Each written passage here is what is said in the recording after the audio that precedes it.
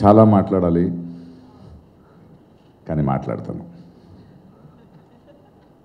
రుద్రమదేవి నాకు ఇంకా గుర్తుంది. గుణగారు నాకు వచ్చి కథ చెప్పినప్పుడు చాలా కథలు వినుంటాను, చాలా సినిమా స్క్రిప్ట్లో ఉంటాను నా పాత్ర గురించి, ఇలాంటి ఒక జానర్ గురించి. బట్ గుణగారు నాకు కథ చెప్పంగానే నాకు అనిపించింది ఈ సినిమా అవ్వాలి. ఆయన కళ్ళల్లో, ఆయన గొంతులో, ఆయన ఎన్నుకున్న కథలో ప్రతి తెలుగోడు గర్వపడే ఒక దర్శకుడు కనిపించాడు నాకు. ఈ రోజుల్లో సినిమా అనేది ఎంటర్టైన్మెంట్ అయిన రోజుల్లో, ఒక బిజినెస్ అయిన రోజుల్లో ఎన్నో సినిమాలు చేసి ఒక పెద్ద దర్శకుడు అయిన తర్వాత కూడా తెలుగుతనాన్ని, మన సంస్కృతిని, మన కళాచారాన్ని, మన స్వాభిమానాన్ని, మన హిస్టరీని, మన చరిత్రని కమర్షియల్గా ఎలా వర్కౌట్ అవుద్ది అనడం పక్కన పెట్టి తనకు తెలిసిన సినిమా పరిభాషలో నా భాషని, నా కల్చర్ని, నా చరిత్రని సంభ్రమిస్తాను అనే ఒక చాలా ప్యూర్ అయిన తనకు ఒక ఐడెంటిటీ కావాలి ఇలాంటి ఒక సినిమాలో చేస్తూ అనే ఆయన అవగాహన, ఇన్ని సంవత్సరాలు ఆయన చదువు, ఇవన్నీ కనిపించింది. నాకు డబ్బు మాట్లాడాలనిపించలేదు, ఎన్ని రోజులు చేయాలనిపించలేదు. అది అయిన తర్వాత సినిమా సెట్కి వెళ్తే గుణ టీమ్ వర్క్స్ అని ఏమంటున్నారు. ఆయన ప్రతి ఒక్క క్యారెక్టర్ గురించి, ఒక సీన్ గురించి ఇళయరాజా గారితో కానీ, మన ఆ డైరెక్టర్తో కానీ ఆయన డీటెయిలింగ్ అంటే ఎన్ని సంవత్సరాల తపన ఉండాలి, ఎంత పెద్ద బాధ్యతని నిర్వహించడానికి ధైర్యం ఉండాలి, ప్లస్ ఒక కాన్ఫిడెన్స్ ఉండాలని కనిపించింది. ఈరోజు మా ముందు ఆ సినిమా రిలీజ్ అయ్యింది. ఈరోజు జనాల నుంచి, ప్రేక్షకుల నుంచి, మీడియా నుంచి ఊరంతా తిరుగుతుంటే బాంబే కానీ, తమిళనాడు కానీ, కర్ణాటక కానీ అక్కడున్న ప్రేక్షకులు, అక్కడున్న సినిమా జర్నలిస్ట్ కానీ, సినిమా చూసే నిజమైన ప్రేక్షకులు చాలా గొప్పగా మాట్లాడుతుంటే నిజంగా గర్వంగా ఉంది ఈ సినిమాలో నేను పాత్ర చేసినందుకు. కొన్ని మన జీవితంలో సినిమాలు మనకు చాలా ఉపయోగపడతాయి. ఒక నటుడు అయ్యొచ్చు, ఒక దర్శకుడు అయ్యొచ్చు, ఒక నిర్మాత అవ్వచ్చు. సినిమాను చూసే ప్రేక్షకుల నుంచి మనం పొందింది చాలా ఉంటాయి. బట్ ఎక్కడో ఒక చోటు మనం కూడా సినిమాకి ఇవ్వాల్సిన బాధ్యత ఉంటుంది. ఆ బాధ్యతని నేను అనుష్కలో చూశాను. ఎన్ని సంవత్సరాల నుంచి ఎన్నో హీరోయిన్లు చూస్తుంటాం, ఎన్నో కళాకారులను చూస్తుంటాం.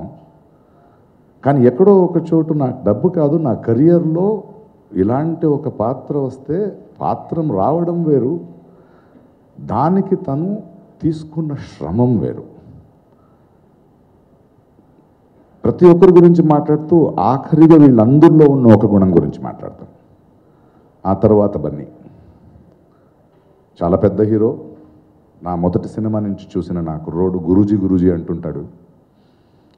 కానీ గుణ ఈ సినిమా తెరకెక్కించేటప్పుడు గోనగన్నారెడ్డి పాత్రకి ఇవాళున్న బిజినెస్ పరంగా ఒక పెద్ద హీరో ఉంటే బాగుంటుంది, కానీ నటుడై ఉండాలి అని ఇక్కడ పేర్ల ప్రస్తుతం గుణ ప్రయాణం ఇలాంటి ఒక అద్భుతమైన కథని ఒక చాలా ప్రేమతో బాధ్యతతో తీసుకున్న సినిమాని తీసుకుని ఎక్కడెక్కడ తిరిగాడని నాకు తెలుసు. నేను దాన్ని పట్టుకుని ఎక్కడెక్కడ తిరిగానని నాకు తెలుసు. అవి ఎవరికి రాసిందో వాళ్ళే చేస్తారు. ఏదో ఒక రోజు నేను అల్లు అరవింద్ గారితో కూడా మాట్లాడితే ఒకరోజు దిఢీర్గా నన్ను చెన్నైలో ఏదో మణిరత్నం గారితో ఏదో డిస్కషన్లో ఉంటే ఒక ఫోన్ వచ్చింది. అరవింద్ గారు ఫోన్ తీశాను. ప్రకాష్ బన్నీ చేస్తున్నాడు గోనగన్నారెడ్డి, గుణ నా ముందున్నాడు, దీన్ని సైన్ చేసే వెనక నువ్వు ఉన్నావని ఒకసారి గుర్తు చేసి సైన్ చేయాలని ఫోన్ చేస్తున్నాను అన్నాడు. ఆ తర్వాత బన్నీ గోనగన్నారెడ్డిని ఆయన ఆ గెటప్ గురించి తీసుకున్న ఇంట్రెస్ట్ నాకు ఈ యువ నాయకుల్లో బన్నీ ఎందుకు చాలా ఇష్టమవుతాడంటే అది దిల్ రాజుకు తెలుసు, చూసిన ప్రేక్షకులకు తెలుసు. మొదటి సినిమా గంగోత్రి నుంచి చూస్తుంటున్నాం. ప్రతి సినిమాకి ఏదో ఒకటి కొత్తదని ఎతుకుతూ నాకు పోయేదేం లేదు, పొందేదానికి ఎక్కువ ఉంది, ఆ తపన ఉన్నాలని తనని తను మెచ్యూర్ చేసుకుంటూ వెళ్తున్న తిరుగులో ఐ థింక్ గోనగన్నారెడ్డి లాంటి ఒక పాత్ర ఎవడి విన్నున్నా సినిమా చూసే ముందు బన్నీ చేయగలడా అనే డౌటు మనసాక్షిపరంగా నిజం ఒప్పుకుంటాను, అందరికీ డౌటే ఉంటుంది. కానీ ఈరోజు ఆ డైలాగ్ డెలివరీ కానీ ఆ పర్ఫార్మెన్సెస్ కానీ తనకిచ్చిన టైం కానీ తాను తీసుకున్న తపన కానీ చూస్తుంటే ఇంకో గోనగన్నారెడ్డి లేడేమో, అది బనీనే చేయాలో అనిపిస్తుంది. ఇళయరాజా గారు ఆయన ఎగ్జైట్మెంట్ నేను చూశాను, తోటాధర్ని గారు ఆయన ఎగ్జైట్మెంట్ చూశాను, రైటర్సు మిగతా ఆర్టిస్టు రాణా అంత పెద్ద బాహుబలి చేస్తూ వస్తున్నాడు. ఇవన్నీ ఎందుకు జరిగిందంటే చాలా గర్వపడే విషయం ఏంటంటే మన అందరు కళాకారులు ఇలాంటి వాళ్ళ టాలెంట్స్లో ఒక సంస్కారం ఉంది. ఇది ఎవరు ఒకరి సినిమా కాదు, ఇది లేడీ ఓరియంటెడ్ సినిమా, ఒక కమర్షియల్ సినిమా కాకుండా రాణా లాంటి, బన్నీ లాంటి, అనుష్క లాంటి యంగ్స్టర్స్లో ఇంకేదో చేయాలి, మనం చేసిన పని కలకాల ఉండిపోవాలనే ఒక బాధ్యత చూసి నేను నిజంగా చాలా గర్వపడుతున్నాను. అండ్ ఈరోజు సినిమా రిలీజ్ అవుతుంది, అయ్యింది, చాలామంది చూస్తున్నారు. ప్రేక్షకులు బన్నీ నాకు సినిమా చూడంగానే నేను బాంబేలో ఏదో పనిలో ఉంటే ఫోన్ చేశాడు, ఎలా ఉంది బన్నీ సినిమా, విరగదీశారు గురూజీ మీరు, అలా కాదు సినిమా ఎలా ఉంది. బన్నీ చెప్పిన మాట నాకు చాలా ముఖ్యమైందంటే నాకు రెండు రకాలుగా ముఖ్యం. ఒకటి బన్నీలో ఉన్న మెచ్యూరిటీ ఒక విషయాన్ని అవగాహన చేసుకుంది. అన్నాడు తెలుగు ప్రేక్షకులు చాలా జనరస్గా ఉన్నారు గురూజీ, ఈ సినిమా చూస్తారు అన్నాడు. అంటే ఎక్కడో ఒక చోటు రాజమౌళి లాంటి వాళ్ళు, వంశీ లాంటి వాళ్ళు, త్రివిక్రమ్ లాంటి వాళ్ళు వీళ్ళందరూ మనసాక్షి పరంగా తెలుగు సినిమాని ఇంకో ఎత్తుకు తీసుకుని వెళ్ళిపోతున్నారు, మనకి నిజమైన సినిమా ఏంటో కనిపిస్తుంది అని ప్రేక్షకుల్లో ఒక చలనం, ఒక సంచలనం సృష్టి అయితే దాని మీద నమ్మకం బన్నీకి ఉంది, ఆ మీద నమ్మకం గుణశేఖర్కు ఉంది. అందువలనే ఈరోజు ఆ సినిమాని జనాలు చూస్తున్నారు.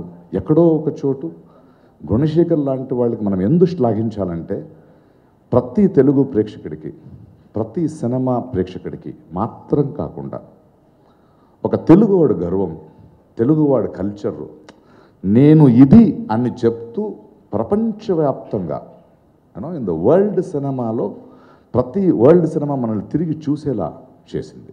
And I thank Gunasekhar for being a true Telugu man. ఆయన్ని ఇన్ని సంవత్సరాలు ఆయన సినిమాలు చూసి ప్రేక్షకులు సినిమా పెంచింది తప్పవలేదు, మనం గర్వించే సినిమా చేశాడు. ఇలాంటి పరిస్థితుల్లో దాసరినారాయణరావు గారు లాంటి వాళ్ళు సినిమా చూసి తనే ఒక ప్రెస్ మీట్ పిలిపించి శ్లాఘించడం అనేది, రాజమౌళి లాంటి ఒక పెద్ద దర్శకుడు బాహుబలి లాంటి సినిమా తీస్తూ తన ట్విట్టర్లో కంటిన్యూస్గా ఈ సినిమా గురించి మాట్లాడడం తెలుగు వాళ్ళ సంస్కారం చూపిస్తుంది. And I'm so proud of this సంస్కారం. మనమందరూ కలిసి ఉండాలి. ప్రేక్షకులు ఇలాంటి చరిత్రలు, ఇలాంటి గర్వకారణమైన విషయాలు మన సినిమా రూపంగా వచ్చినప్పుడు మనమందరూ చూడాలి. లేకపోతే పోయిన వస్తు వచ్చే తరాలకి మనం సొమ్మేంటి, మన సంపత్తి ఏంటి, మన గొప్పతనం ఏంటి తెలియక ఎతుకుతూ ఉంటాం. అది కాకుండా ఇలాంటి సినిమాను చూస్తున్నారు, ఆదరిస్తున్నారు. ఇది మీ బాధ్యత, ఇది మీ గర్వ, ఇది మీ దిశణహంకారం. ఇలాగే ఉండండి. Thank you. ఎందుకంటే 28 సంవత్సరాల క్రితం హిస్టారికల్ సినిమా తాండ్ర పాపారాడు తీశాను. ఆ తర్వాత మళ్ళీ ఇంకెవరో హిస్టారికల్ సినిమా తీరు అని అనుకున్నాను నేను. ఎందుకంటే అప్పుడు పడిన కష్టం, ఆ బాధ